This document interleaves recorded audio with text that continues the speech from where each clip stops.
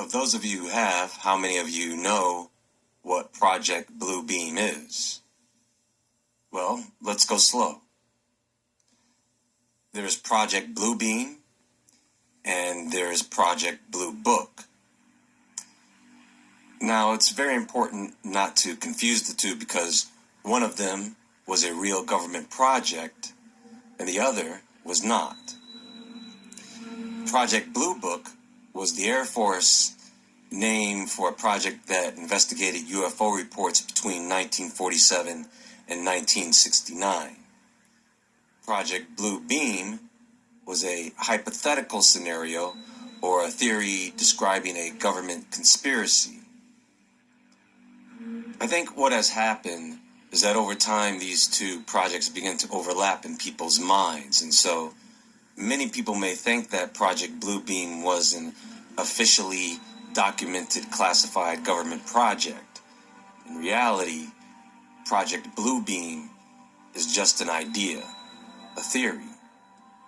I don't think it's a bad theory, but it is a theory nevertheless. The reason I bring this up is because lately people have been talking about it. People have been sending me messages, short form videos, and comments mentioning Project Bluebeam. So maybe this is a good time to discuss it. I want to talk about Project Bluebeam and Project Blue Book so that we all have a much clearer and better understanding of both, so that there is no confusion about this, and so we don't get lost in the theories associated. Because it has gotten to the point where people who are familiar with Project Bluebeam are expecting it to occur. And with everything that has been happening in our world today, I don't blame them.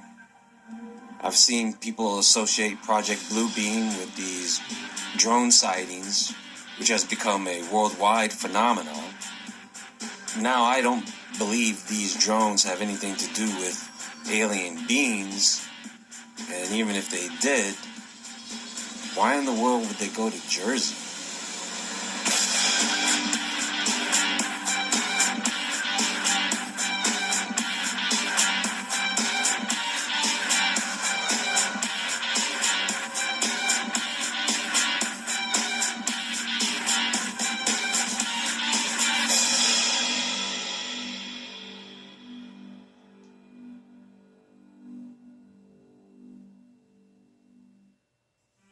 U.S. Air Force fact sheet concerning UFOs and Project Blue Book. On December 17, 1969, the Secretary of the Air Force announced the termination of Project Blue Book, the Air Force program for the investigation of UFOs. From 1947 to 1969, a total of 12,618 sightings were reported to Project Blue Book. Of these, 701 remain unidentified. The project was headquartered at Wright-Patterson Air Force Base, whose personnel no longer receive, document, or investigate UFO reports. The decision to discontinue UFO investigations was based on an evaluation of a report prepared by the University of Colorado entitled Scientific Study of Unidentified Flying Objects. A review of the University of Colorado's report by the National Academy of Sciences, past UFO studies and Air Force experience investigating UFO reports during the 40s, 50s, and 60s. As a result of these investigations and studies and experience gained from investigating UFO reports since 1948, the conclusions of Project Blue Book are: number one, no UFO reported, investigated, and evaluated by the Air Force has ever given any indication of threat to our national security. Number two, there has been no evidence submitted to or discovered by the Air Force that sightings categorized as unidentified represent technological developments or principles beyond the range of present-day scientific knowledge. And number three, there has been no evidence indicating that sightings categorized as unidentified are extraterrestrial vehicles. Okay, so that's Project Blue Book. Now, Project Bluebeam is a theory that there may be a secret plan by powerful organizations or governments to establish a global regime by faking a religious or extraterrestrial event using advanced technology. Now, this theory came around in the 1990s, presented by Sergei Monast, who was a Canadian journalist. And he claimed that this operation's focus would be deceiving humanity. The information that comes from Monast comes from the books he's written. And based on those writings, Project Bluebeam comes in the form of 4 stages. The first step, or stage, involves rewriting all established archaeological and religious knowledge. And it starts with earthquakes being created at specific locations around the world.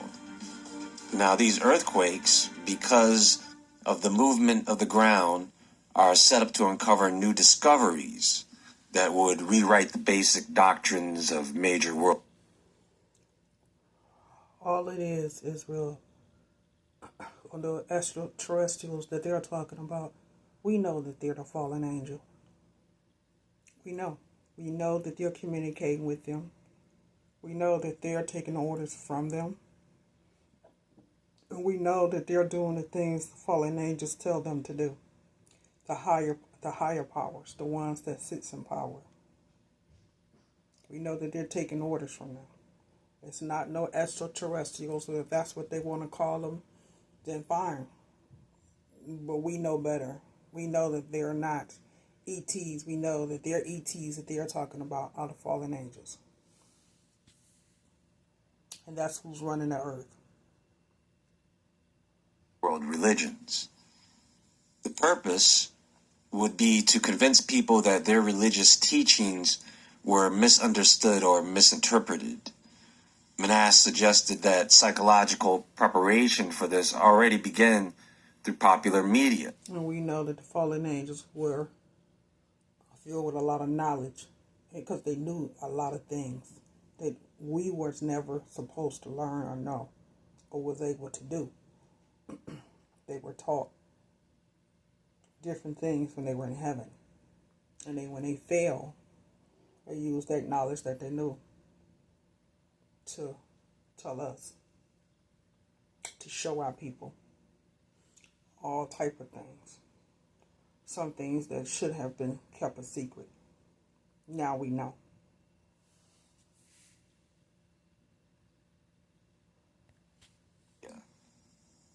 So these earthquakes would occur in regions that are associated with archaeological and religious teachings, uncovering ancient secrets. Now, this first stage, in my opinion, is... Carol's been thinking about getting dentures for a while. Now feels like the right time. Good thing Aspen is very specific, but it doesn't seem reasonable. That's to assume that people would be so willing just to give up on their faith, especially based on some archaeological find. That's just not going to be enough. The second stage of Project Bluebeam involves a psychological operation using advanced technology to project holographic images in the sky. And these projections would simulate a global event with the appearance of religious figures or deities tailored to each region's faith. There is the use of holographic satellites, which would project these... That's just something that they can put in the sky. Using Project Bluebeam. We all know that, Israel. This ain't something that, is coming back for them. That's just something they put in the sky. Think about it, Israel. You got a person that's supposed to be in heaven, coming down in the figment of a man with his arms stretched out. No. That's just something that they're doing. That's just, like he said, a hologram. It's not real.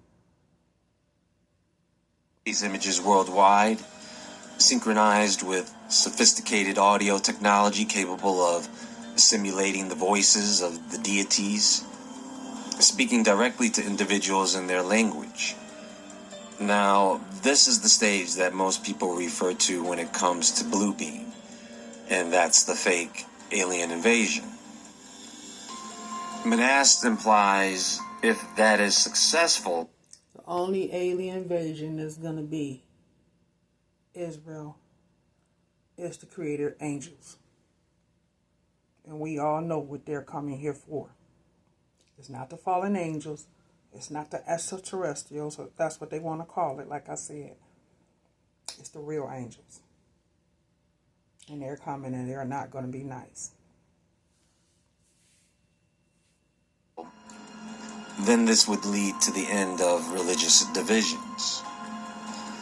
And this unification would be a step in the direction of a new world ideology, with the manipulators posing as the ultimate saviors or divine entities.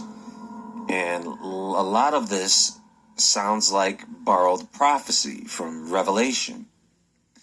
And that fake alien invasion is what leads us into the beast system. Or maybe... But we're already into their beast system. We're in it already now. We're already in it. We're already in it. just a landmark in the timeline. What happened to the drones? People just gave up, huh? I know. Because it wasn't real. It was just some drones that was flying around. You know, when they're getting information from the fallen angels, they can tell them how to make the drones. Because that's what they taught our people, how to make things. So they can teach them how to make drones. And anything else that they want, they can teach them. They got the technology. That's what AI is doing, right? So they got the technology. So they can just create a drone. They can create a spaceship if they want to. Lead people to believe, put it up in the sky and say alien invasion. You know, little gray man, little green man. They can do that too. But the entities, the real entities, they are not gray. They look just like us. And they are not nice. Oh, it's still active, right? Are we letting our guard down? Are we failing to react in the manner that they expected us to? Or maybe this is what they expected. A docile, unshaken, self-interested mass, oblivious. No matter how they go about doing this, the outcome is what matters to them. Widespread spiritual disorientation, preparing us to accept the authority of a centralized power structure. There's the third stage in Manast's theory that focuses on the use of advanced technology to manipulate the human mind on a mass scale. This is low-frequency electromagnetic waves targeting the brain to stimulate artificial thoughts or feelings. For example, if they wanted to convince people that they are receiving personal messages from their deity, they can do that. Then there's the fourth stage, which is a state. But see, they're already taking orders from the extraterrestrials. Because they're taking orders from the fallen angels. And any other entities that they have that we don't know about, that they're communicating with, that they can just spring on us anytime they get ready. They can spring on us anytime they get ready, Israel. They can bend it. They can bend it at that. You know they talking to those entities and all those fallen angels. All of them didn't die in the flood. The spirits continue to live on. Can't kill the spirit with water.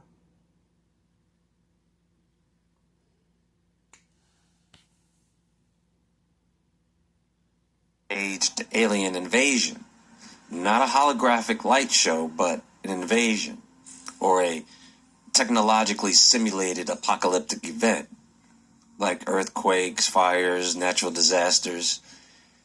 And then the controllers of the operation would present themselves as saviors of humanity. And Manas says that this stage would capitalize on the psychological panic caused by the previous stages. Then people would have little resistance to accepting the new system.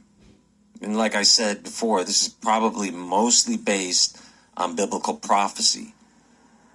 From Sergei Manas' perspective, or how he would see that playing out. The only real issue I have with this theory, I don't think they're going to have to fake anything. I think most would agree that reality is more complex than what Manas describes. I think he was being nice. I think if most people seen the Creator's angels, most wouldn't be able to deal with it. It would be too much for them, considering they haven't seen the supernatural. So they wouldn't know how to deal with it. But those that's not afraid or not in fear would see it. It wouldn't bother them, because they know that they're not here for them.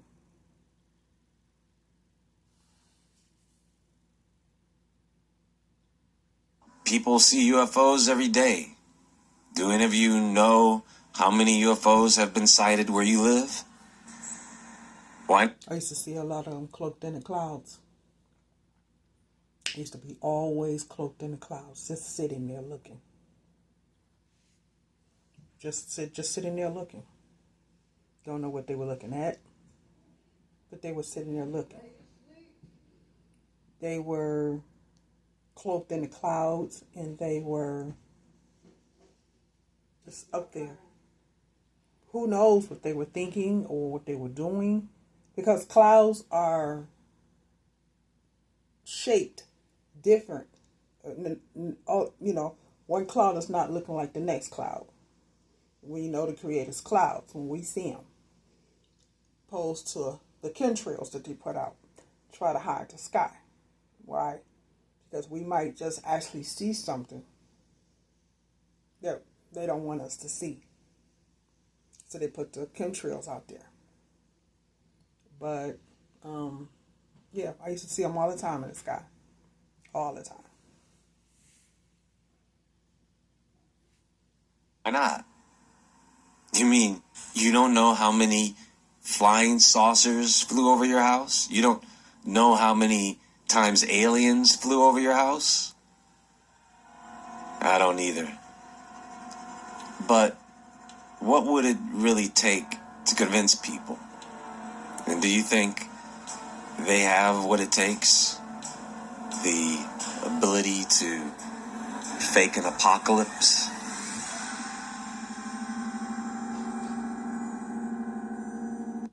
They're going to do that anyway, Israel.